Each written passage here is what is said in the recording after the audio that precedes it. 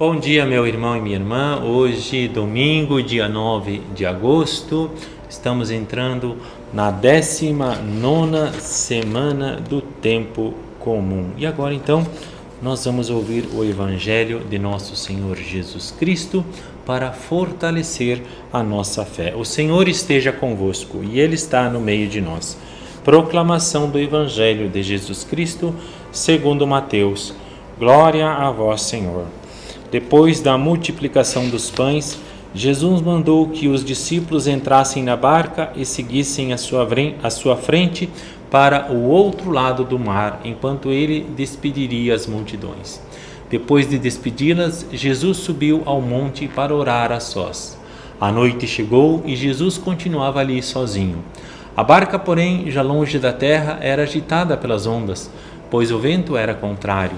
Pelas 3 horas da manhã, Jesus veio aos discípulos andando sobre o mar.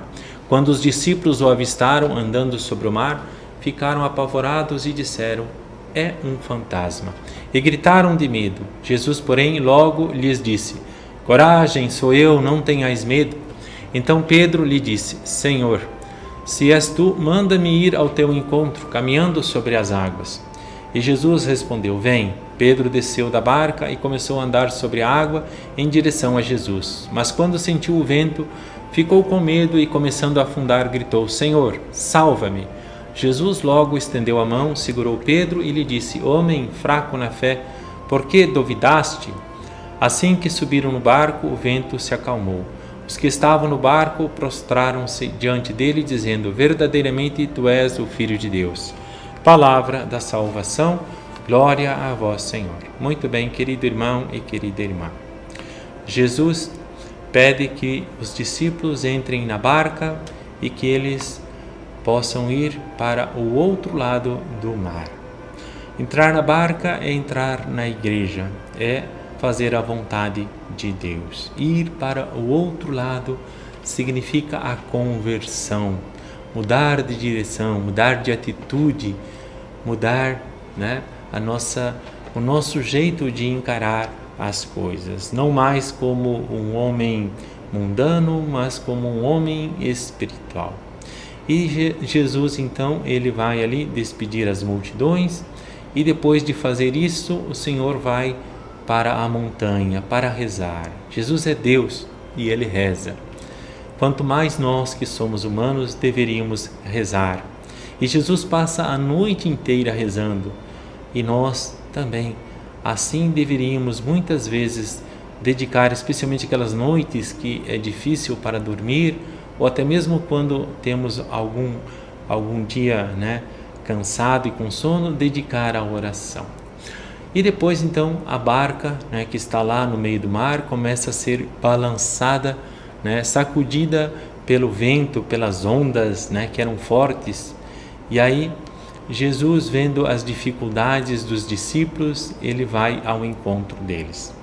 Muitas vezes na nossa vida passamos por tribulações, por tempestades, mas o Senhor, ele sabe, ele não nos abandona e nada poderá nos tirar a vida ou a paz ou a alegria quando confiamos em Deus. O Senhor sabe o momento certo de ir ao nosso encontro e fazer com que as coisas se acalmem.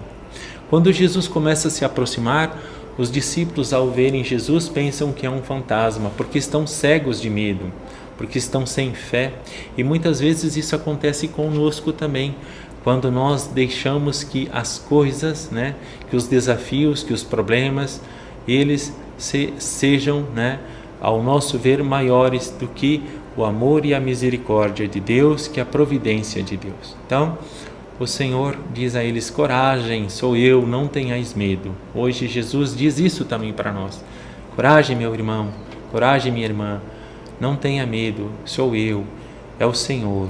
Eu conheço todas as coisas, sou o Alfa e o Ômega, o princípio e o fim. E eu vim para que vocês tenham vida e vida em abundância. Eu não vim para condenar, mas para salvar.